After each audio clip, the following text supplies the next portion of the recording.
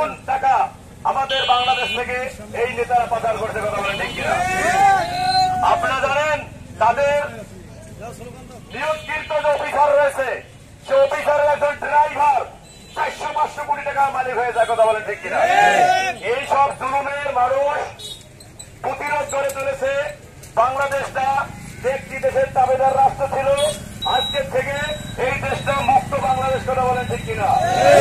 আমরা এই মুক্ত বাংলাদেশের জন্য লক্ষ লক্ষ মানুষ আন্দোলন করেছি এবং আমাদের ছাত্র ভাই সহ বিভিন্ন মানুষ জীবন দিয়ে রক্ত দিয়ে এই বাংলা স্বাধীন করেছে।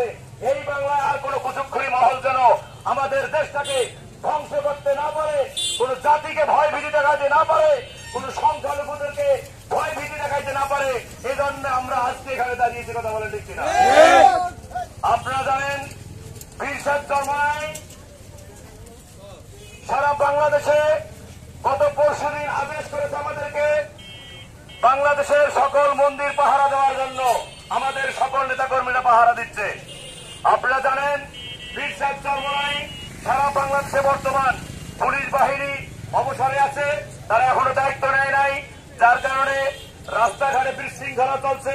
এই ট্রাফিকের দায়িত্ব ছাত্র সমাজ এবং ইসলামী আন্দোলনের বাংলাদেশের কর্মীরা দায়িত্ব তারা নিজের কাছে নিয়েছে, কথা বলেন ঠিক কিনা?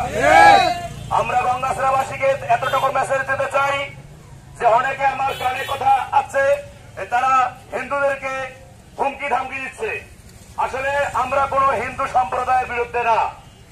যারা দীর্ঘদিন আওয়ামী লীগ করেছিল, এমন কিছু হয়তো হিন্দু তারা মানুষকে জুলুম করেছে, তাদের জুলুমের প্রতিকার দিয়েছে, কথা বলেন ঠিক কিনা?